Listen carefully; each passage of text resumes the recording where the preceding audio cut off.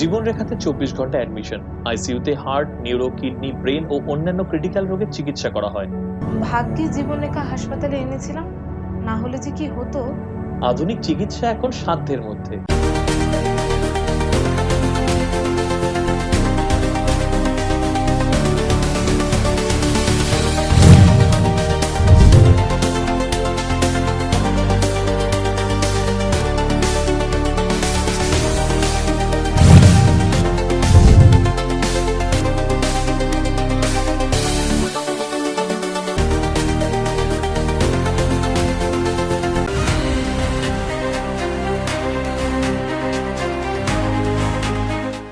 জীবনরেখাতে ২৪ ঘন্টা অ্যাডমিশন।